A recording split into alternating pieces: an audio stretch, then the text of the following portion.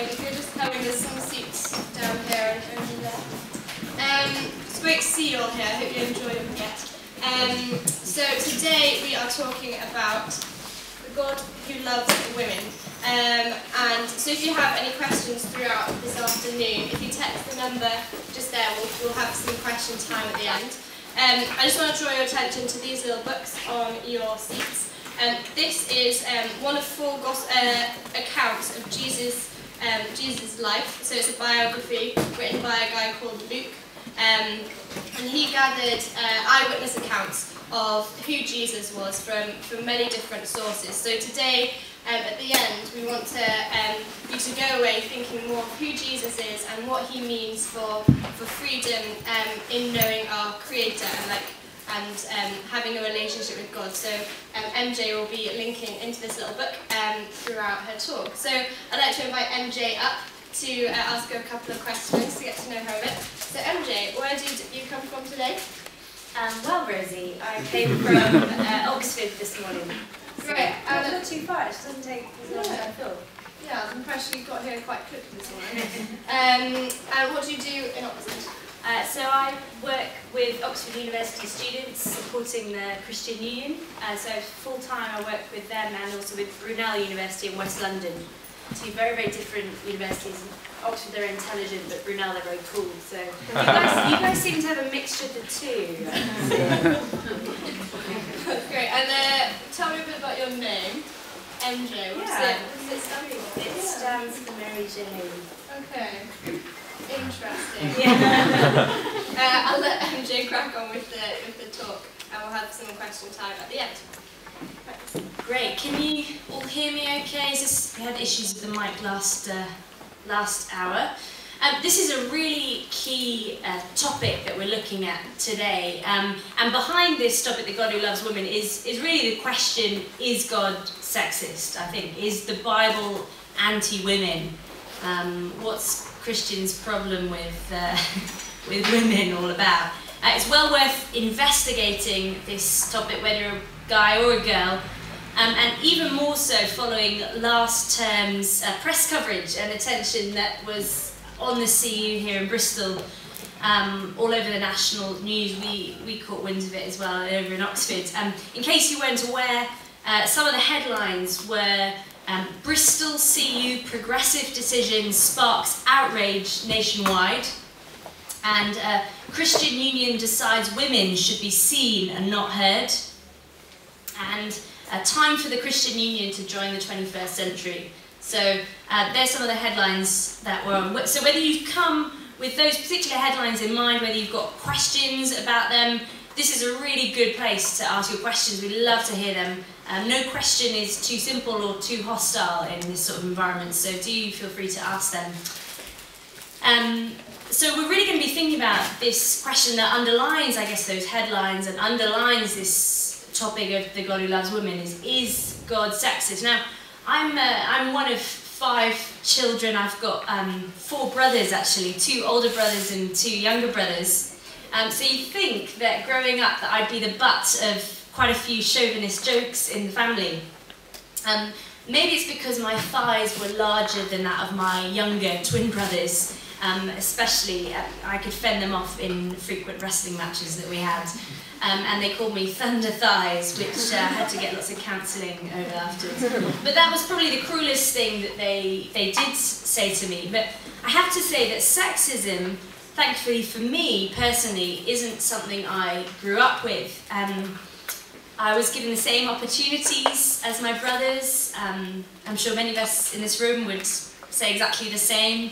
I was given the same opportunities in education and aspiration and opportunities to travel and being stretched to develop as a person, which I know is very different even to our parents' generation and our grandparents' generation. I was encouraged to relate to God in exactly the same way as my brothers were. But my first encounter with sexism, and I have to say this is to a very minor degree, was when we moved back as a family from Canada. We used to live in Vancouver on the west coast, beautiful place to live. We moved back to the UK. And in Canada I played, it was the most amazing place to live, right, because the girls were treated exactly the same as the guys. The girls all played soccer and field hockey, you know, there was no divide between girls' sport and guys' sport. And my parents put me into this rather posh girls' boarding school just outside of York. I had a Canadian accent and I just felt like I was a real black sheep. I really stood out for various reasons. And I asked the PE teachers at my school if there was a football team I could join and what the league was, what the football league was like, because girls' soccer is really, really popular in Canada and America. And they looked really astonished at me. They looked a little bit surprised and they sort of said to me, very apologetically, "My dear, you can play netball or lacrosse." And I was so furious. I thought, what is this? This is sexism. Girls can't play the same sports the boys can play. And I have to say, hand on heart, I am so grateful to my mum's generation who spoke up about women's rights and injustices in the workplace and in the home. My mum has had to deal with much more subtle sexism in terms of the lack of career opportunities that women were expected to go for.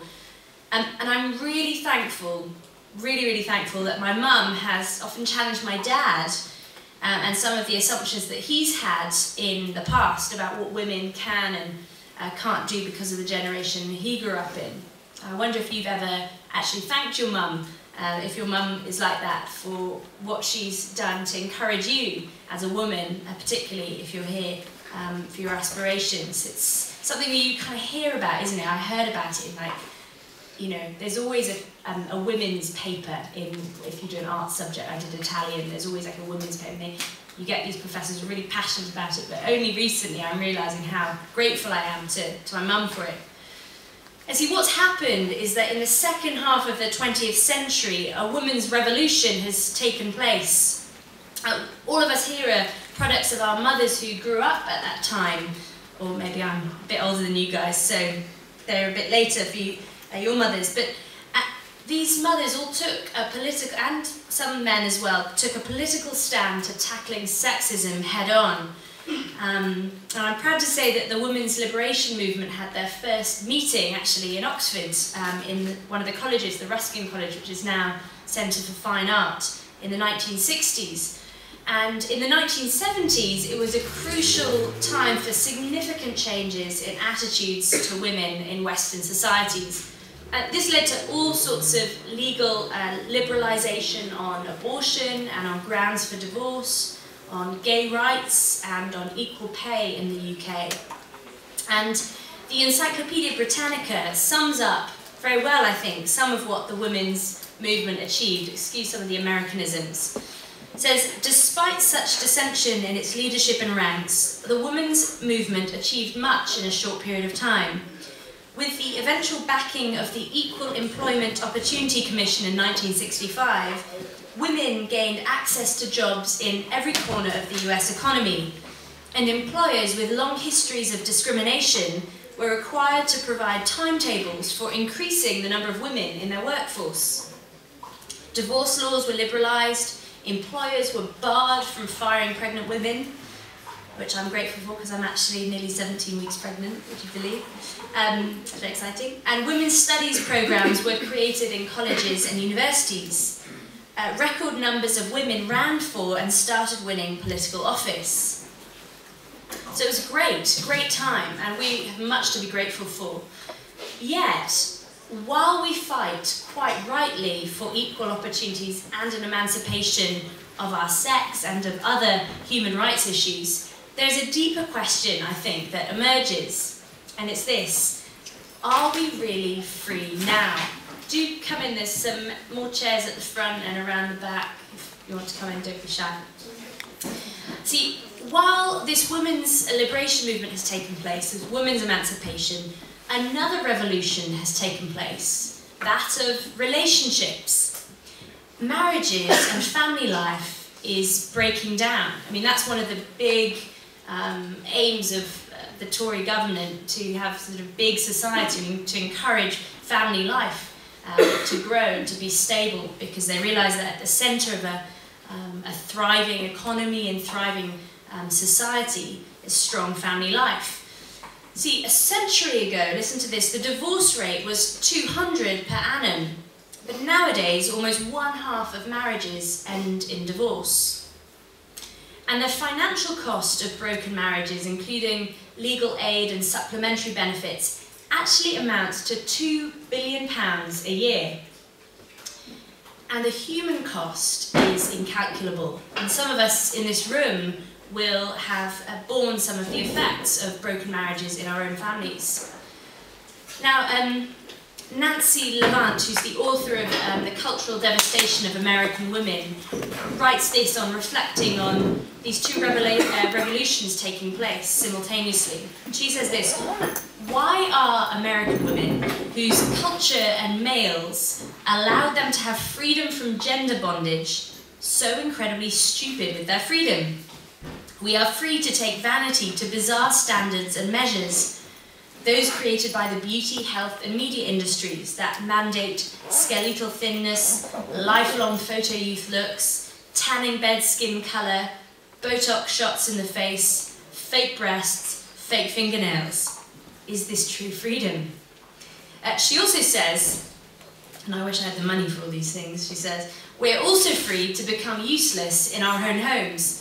We now hire maid services, landscapers, pool cleaners, painters, interior decorators, cooks, nannies, teachers and tutors, caterers, therapists, party planners, massage therapists, laundry services, etc., while losing every intuitive instinct of our female natures. Don't know what you make of that. Ironically, what she seems to be saying is that when we have pushed for freedom in the workplace to pursue our careers, the opportunity not to work, the possibility of not working. How many of you have seen the film or even read the book? I don't know how she does it. It's a bit of a chick flick, so I'd be surprised if there are any guys who've seen it. It's a brilliant film, and actually I'd really recommend the book. I think it's a very insightful analysis on the female condition at present.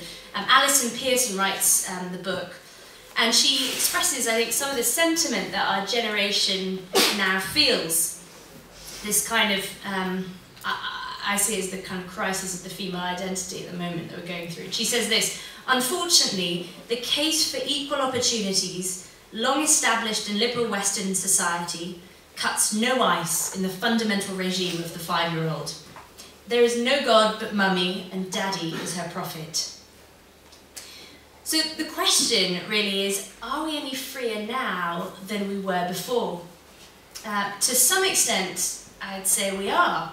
But as Lindsay German, who writes in the Socialist Review from October 2009 on 21st century feminism, she says this, I think it's very astute. She says, any genuine liberation has to be connected to a wider movement for human emancipation. So before all the guys in this room switch off and think this is all going to be about feminism, she brings up this bigger question. Has to be connected to a wider movement for human emancipation.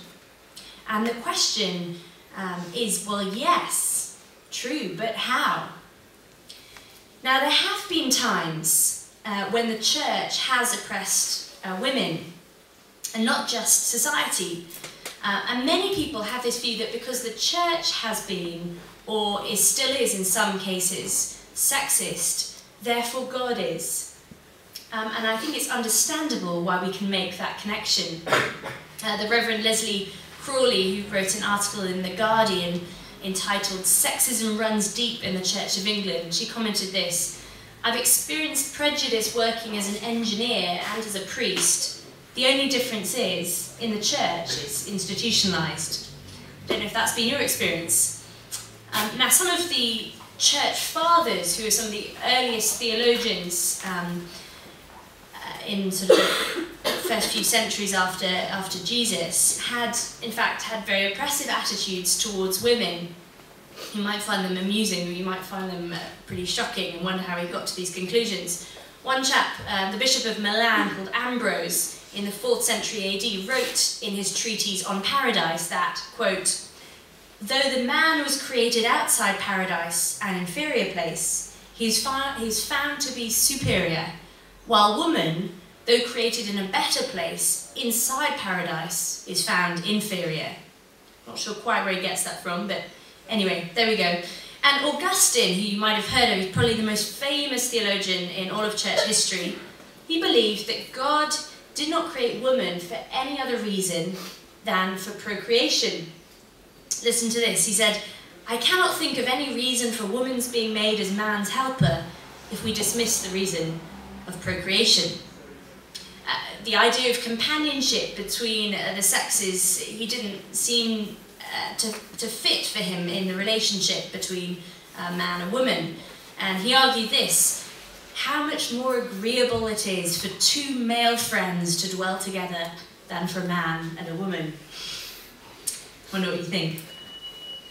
But what about the God of the Bible? Is he sexist too?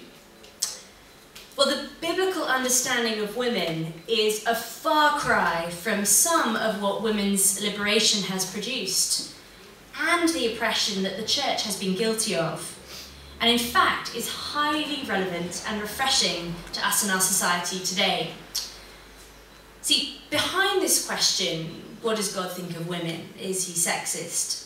There's a more fundamental question that all of us at some stage in our lives will ask, whether explicitly or more implicitly. The question is, what am I worth? How do I know it? So what does God think of women? Is he sexist? Well, if you're the sort of person who likes making notes or coming back with questions, there are three things that we see about the God of the Bible that I hope will help us think through what God thinks of women. And the first point is this: that God, according to the Bible, in his love, created men and women in his very image. It is abundantly clear from the beginning of God's creation that when he created man and woman, he created them both in his image. Listen to this in Genesis 1, verse 27. "So God created man in his own image. In the image of God he created him. Male and female he created them." God gives man and woman equal value, equal status, equal worth. And after creating them, I don't know if you've noticed this, you've probably heard Genesis 1 in Sunday school maybe when you're very young, or maybe recently. But what is very interesting to note is after God creates the sea and the birds of the air and the fish and the vegetation, for each of those things he says, that's good. He saw that it was good. But after he created man and woman, he said, that's very good. Do you know that God delights in you? That he says over you, that's very good. See, there's no sense of discrimination or favouring one sex over another. Man and woman together reflect the relational God of the Bible. In fact, just before, God says, let us make man in our image. He uses the plural form. See, God is not some monolithic being in the sky as if he's needy for some sort of attention, some sort of desperate bachelor in the sky who just thinks, oh, I'll create women just to appease the men. No, he's relational. He's a community. He's Father, Son, and Spirit, completely at his core, got inbuilt relationships within himself. And that's this sort of relational harmony that he wants reflected between the sexes. That as the Father is different to the Son and to the Spirit, so Adam and Eve, who then become one flesh, but are different, that they're equal but diverse. Do you see? Adam and Eve reflect the nature of the Godhead, equal but diverse. And I have to say, I'm so glad that all women aren't the same either, that God has created each of us very uniquely. You know, I often thought growing up, I didn't think I was particularly feminine because I didn't think I fit into the box of what feminine meant. I thought feminine basically meant girly, and I just thought that's just not me. And I looked down on girly girls, which is really bad because I play sport and they're just they break their fingernails. And I didn't think I fit into that, but God defines femininity in much, much broader ways. Read Proverbs 31, and you'll see how he defines what real femininity looks like. It will stagger you. She was a businesswoman. She was amazing. Anyway, I won't go on to that next now, but do have a read of Proverbs 31 in the Bible. So that's the first one. God in his love creates man and woman in his image. But secondly, God in his love warns against human distortions. See, God created man and woman equal but different. And he created us to be in relational harmony with one another. In fact, the battle of the sexes was our idea, not God's idea. In fact, very early on in the Bible, you see God creates Adam and Eve totally starkers. They're naked, but they're unashamed. I wonder if you've ever defined freedom in those terms, and being naked and unashamed. And he wanted our relationships with each other to reflect the relationship he designed for us to have with him. Not sort of in a needy way that God sort of needs us, because he doesn't. He's already existing in relationship. He doesn't need us for relationship to exist. He already loves within himself. And what is staggering about that is because God, who defines what love and freedom is within himself, therefore his love towards his creatures, towards man and woman, is totally free. And it's free to accept or free to reject. See, true freedom as God sees it is actually being in relationship with the one who defines freedom in the first place.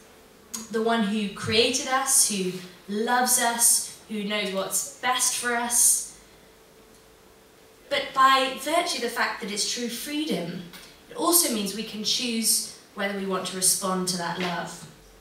And tragically, none of us, not me, not you, none of us are unique in this. By nature, we define freedom in our own terms. We think we know best what freedom is. Why is it that when we're trying to find freedom or worth, we think everything's okay as long as... How do you finish that sentence? I'm successful, I get my first, I'm popular. Everything's okay as long as I'm financially secure. Everything's okay as long as I'm in a stable relationship. Or everything's okay as long as I'm happy. Or everything's okay as long as we just have fun. Why is it though that maybe you're in your final year here, that how our CV looks drives us to only do things that will look good on our CV in our final year? Are we really free? Or why is it that we struggle often to enjoy a night out without the essential pre-drinks beforehand? Are we free, really free to enjoy ourselves? Or why is it that we think everything's okay as long as I'm admired and liked? Tim Keller, who is the author of a lot of great books, and he wrote the New York Times bestseller Reason for God, he describes each of these things, often good things, as counterfeit gods or idols. And he says that when anything in life is an absolute requirement for your happiness and self-worth, it is essentially an idol. Something you are such a thing is threatened, your anger is absolute. Your anger is actually the way the idol keeps you in its service, in its chains. Therefore, if you find that, despite all the efforts to forgive, your anger and bitterness cannot subside, you may need to look deeper and ask, what am I defending? What is so important that I cannot live without? It may be that until some inordinate desire is identified and confronted, you will not be able to master your anger. Why is it that I study modern languages and you have a year abroad? Why is it that so many linguists that I know have identity crises on the year abroad? What is it about not being around our friends, about not being able to express yourself in your mother tongue, that leads to all feelings of insecurity? So many of my friends have had identity crises on the year abroad. Or maybe in your final year. A number of my friends had identity crisis in their final year, trying to get jobs and keeping on getting rejected. You start thinking, what am I worth? What am I really worth? See, what Tim Keller is saying here is that we look for freedom. We try to define freedom in our own terms. And we look for these things, good things, but they end up controlling or mastering us. What God is saying is that the way he's defined freedom, that being in a relationship with him is knowing true freedom because he's the one who's truly free. We've all rejected that. Whether ignorantly we've done it or whether deliberately. And this is exactly what happened in the Garden of Eden, whether you take that story, its historicity to be true or not. God defines what freedom is. He says there are certain boundaries, and Adam and Eve say, no, I think we want to define what freedom is. Did God really say, no, isn't true freedom in being like God and knowing good from evil? Then we'll really see, our eyes will be opened and we'll be able to see.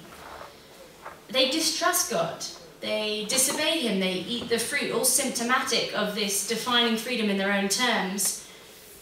And this led to a cosmic divorce, a divorce between God and humanity, and between man and woman themselves. And this led to all sorts of effects of this divorce, of brokenness in all sorts of areas of their lives, including their sexuality. Do you remember what I said, true freedom? Have you ever defined it as being naked and unashamed? That's what Adam and Eve were like before they disobeyed, distrusted God. After they ate the fruit, do you notice they go into hiding? That's one of the first effects of defining freedom in your own terms. You go into hiding. They go into hiding, they create clothes for themselves out of fig leaves, which don't really cover their bits, probably. And God calls out to them and says, where are you? Do you remember what Adam says? He says, I was afraid. That's another effect. I was afraid because I was naked. Their eyes were opened. But that didn't lead to freedom. What did it lead to? He said, because I was naked, so I hid. In some ways, we've all become hiders. We put our best face forward. We work hard at what we look like on our Facebook profile. We work hard at how we look before we go out for lectures. It's okay if they don't see me in my own house, but when I go out for the lectures and classes, I want to look good. And this leads to all sorts of brokenness, including in their sexuality. They go from naked and unashamed to hiding and covering up their nakedness. They feel shame for the first time. That's a foreign invasion in God's world. And they no longer felt okay with God. They no longer felt at peace. They felt distanced, disconnected with God. Do you feel like that when you pray sometimes? Like you're praying to thin air, maybe you've never tried praying. They felt disconnected. And they start blaming one another. The battle of the sexes just starting to take place. She did it. Oh no, the snake told me. Cosmic breakdown in relationships between man, woman, and God, and between man and woman. And we experience these frustrations and tensions of this divorce today, in the 21st century, in our fight against sexism, in our fight to be heard, in our fight to be known, in our desire, ultimately, to really be naked and unashamed before someone who will love us when they see all our bits and bobs and won't turn us away. That we won't have to keep the lights off before we get some clothes on. Now, this is the third point, that God, in his love, sent Jesus to restore us. Wonderfully, God doesn't give up on Adam and Eve. He doesn't say, right, I already defined freedom, and you guys went and tried to define it in your own terms. I'm going to leave you to reap the consequence. He does say there are consequences, but the story doesn't end there. See, the Godhead, Father, Son, and Spirit, had concocted a plan all along. They knew this was going to happen. And they had a plan to redeem, to sort out the whole of creation, right? Not just our sexuality, that kind of embarrassment about our sexuality, or desire to be accepted for our sexuality, or desire to impress because of our sexuality. To redeem not just our sexuality, but also our relationship with each other and our relationship with God.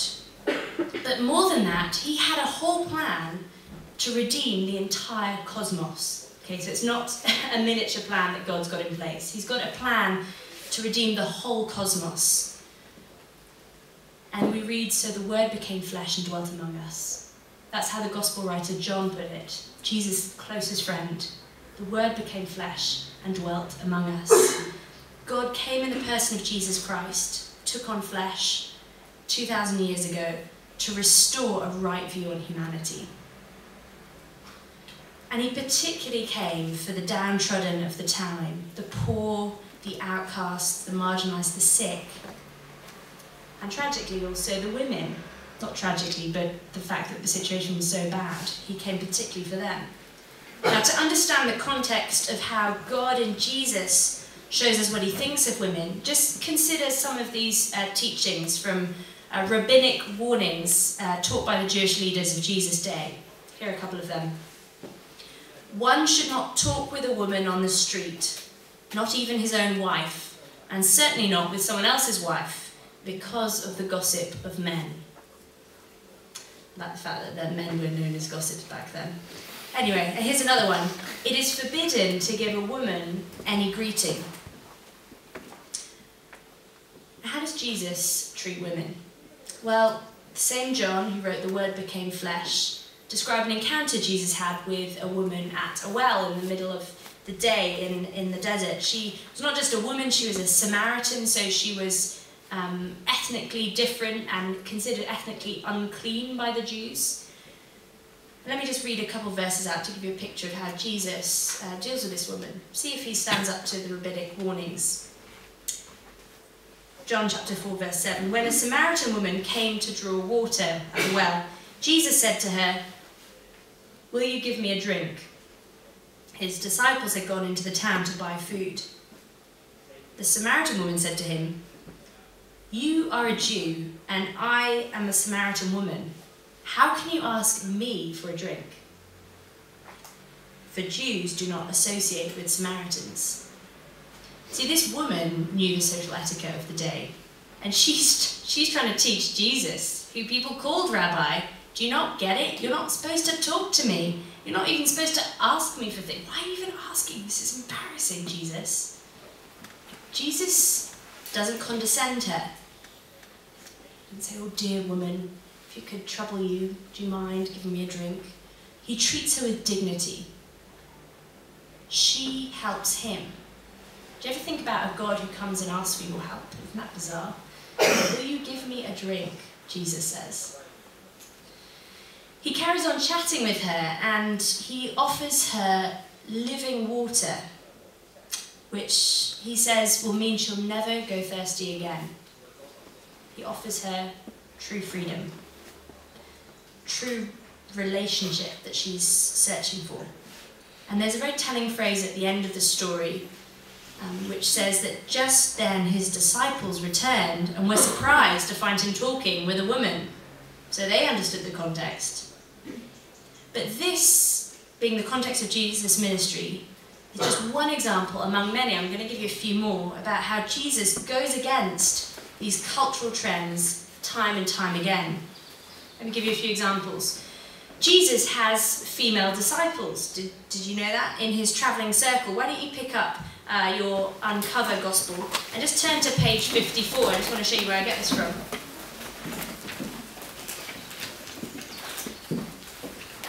Turn to page 54, and it's Luke chapter 8, verses 1 to 3.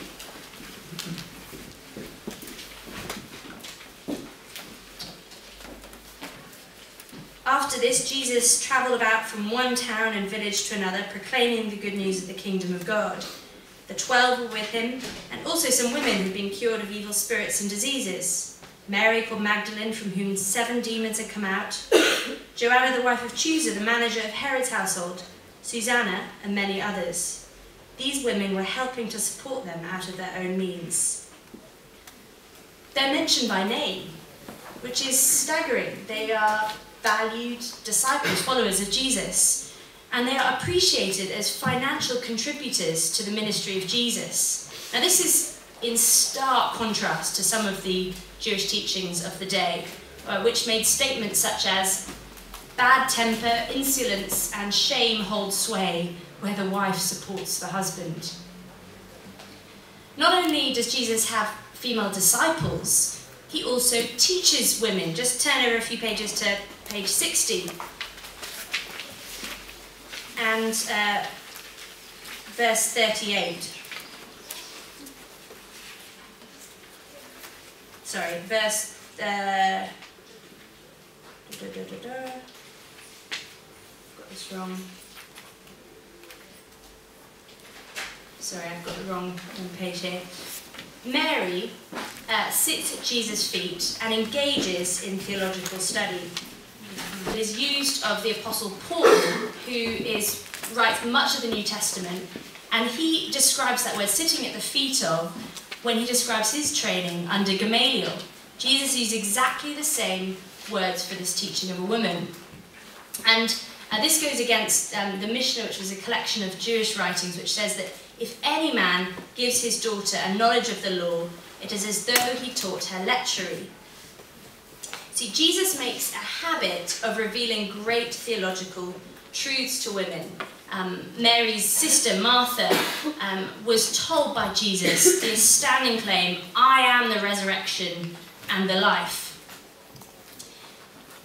And his parables, Jesus' stories, to illustrate great spiritual truths from life, he uses experiences both common to men and to women. For example, the parable of mending a garment, which is typically a female activity, is coupled with the parable of making some wine, which is from the male sphere, which is in Luke chapter 5. And just turn a few pages on, I'll find that little quote, so you haven't thought I'd made this up. 78, is it? Thanks very much. Yeah, I've got Luke 10:38. Why did I say page 60? Okay. Yeah, Luke 10:38 says, "As Jesus and disciples were on the way, he came to a village where a woman named Martha opened her home to him. She had a sister called Mary who sat at the Lord's feet listening to what he said." Thanks. So it's that same phrase, sitting at Jesus' feet. In Luke 15, what's more staggering is that God is even portrayed in the feminine form. Just turn over a few pages to 106. Luke 15.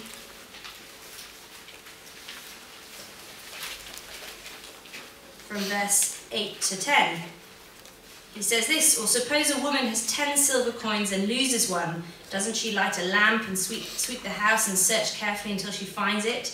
When she finds it, she calls her friends and neighbours together and says, 'Rejoice with me, I have found my lost coin.' In the same way, I tell you, there is rejoicing in the presence of the angels of God over one sinner who repents." So the parable that precedes that is one of a shepherd looking for a lost sheep, and that's followed by this woman who's searching for a lost coin. God is depicted as on his hands and knees, searching through her house for a coin. And this follows Jesus' lament over Jerusalem in chapter 13, where he likens himself to a mother hen. Just flick a few pages back on page 100. In verse 34, he says this, halfway through the verse, "How often I have longed to gather your children together as a hen gathers her chicks under her wings, and you were not willing." Now finally, women played an important and prominent role as historic witnesses to the central events surrounding Jesus' death and his resurrection, his rising from the dead.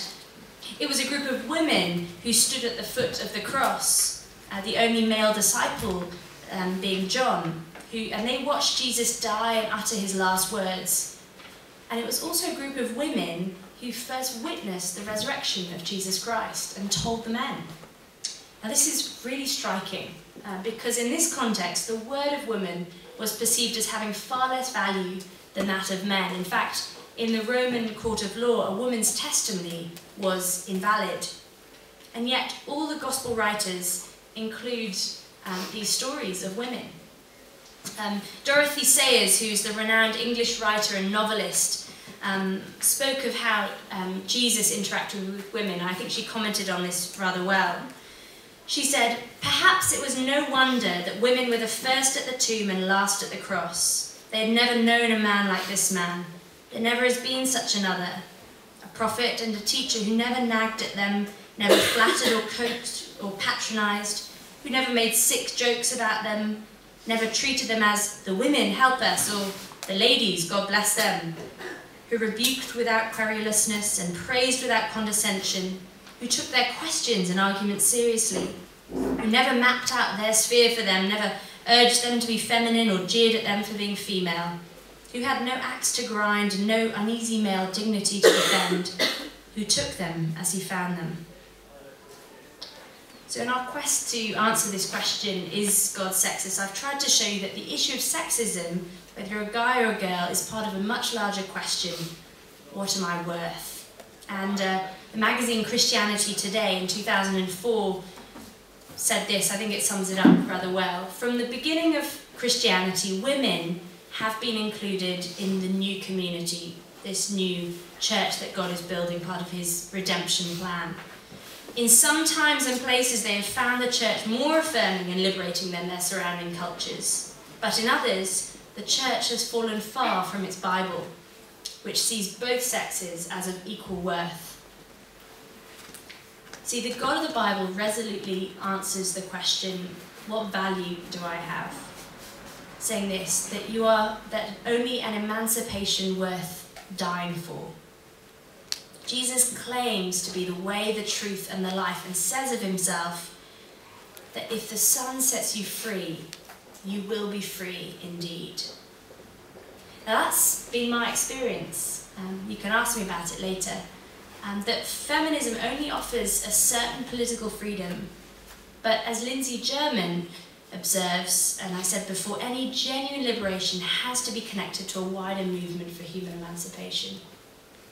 So you have to find your identity wrapped up in something higher, more noble than yourself. Where are you going to look for it? Before that identity crisis comes. Maybe it will never come, but you will still have to answer that question, what am I worth? And the God of the Bible emphatically says that you're worth dying for, and that true freedom is only found in a personal relationship with the one who defines freedom in the first place. So don't go after finding freedom in your own terms. It'll lead to enslavement. The Bible says this, that we're more enslaved than we could ever imagine, and more loved than we could ever hope for. I wonder if you've ever really looked into it. I'm just going to finish there. I realise we've maybe only got a few minutes left for questions, but I'll hand over to Rosie. Tell us some things. So this number's actually wrong. In between the 5 and the 2, there's a 3. So we're going to have literally a couple of minutes to talk amongst ourselves. What do you agree with that MJ talked to us about, and what do you not agree with? So we're just going to chat for about a minute, and then we can share some of those points and see what the questions are about, and then we'll be finished. So yeah, so 3, 5 through 2, but you can take some questions throughout the time. So have any questions for MJ? Oh, right.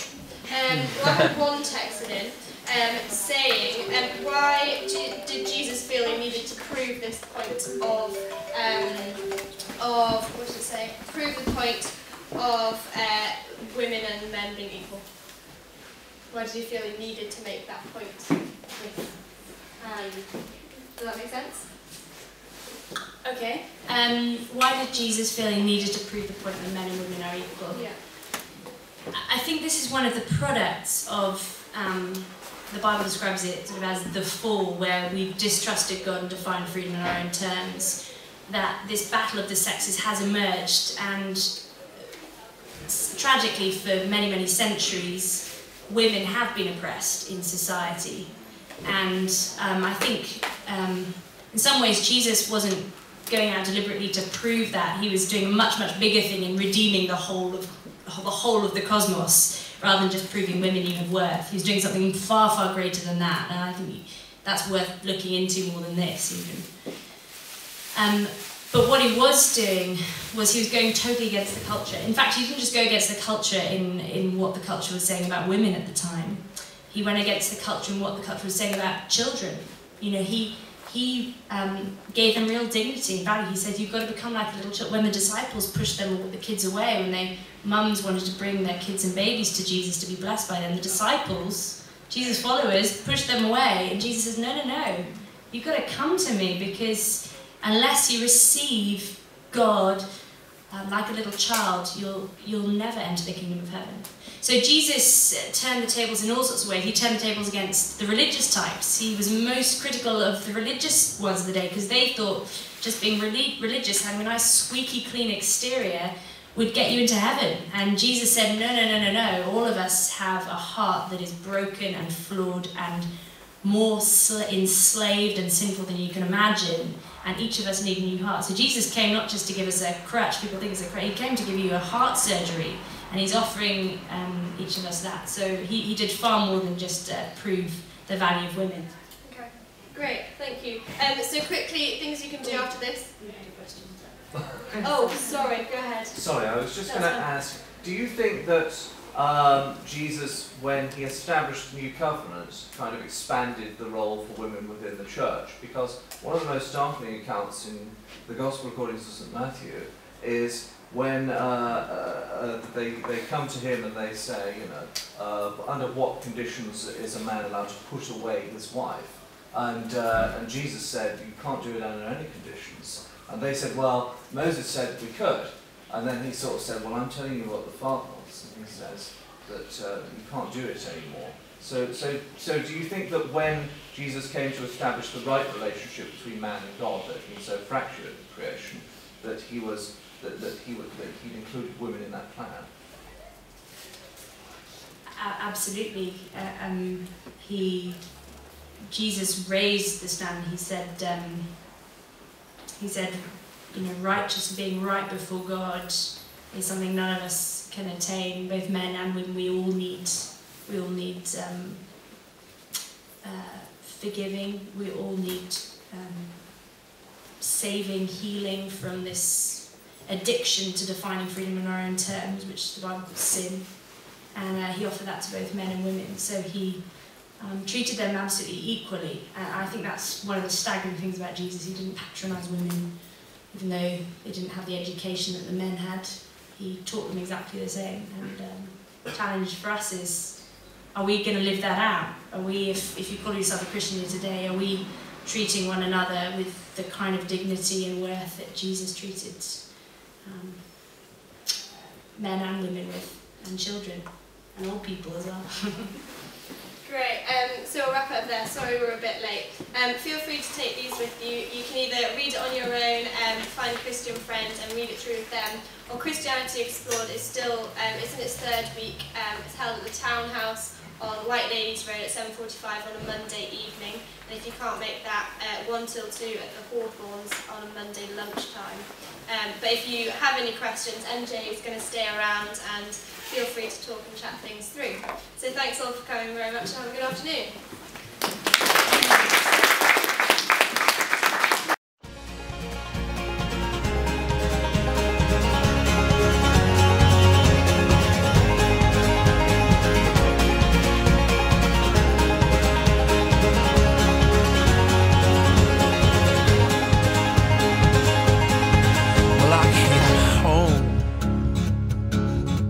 Like a stone, and I fell heavy into your arms. These days of dust, which we've known, will blow away with this new sun.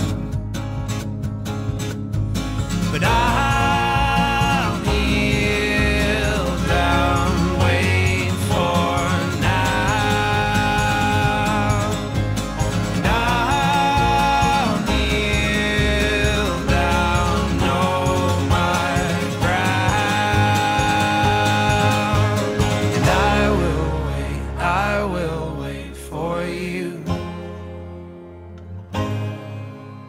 and I will wait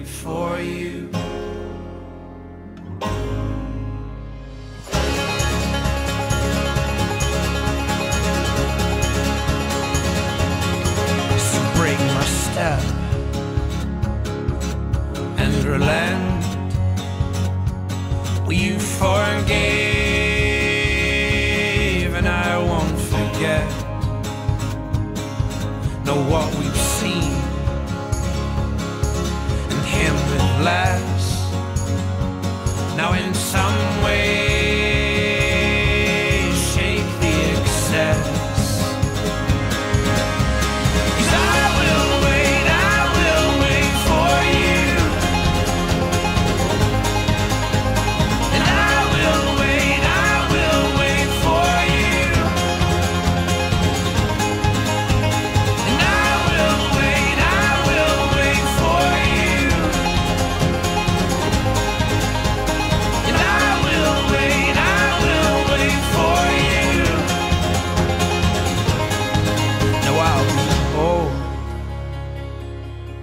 As well as strong, and use my head alongside my heart.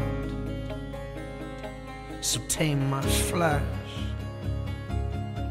and fix my eyes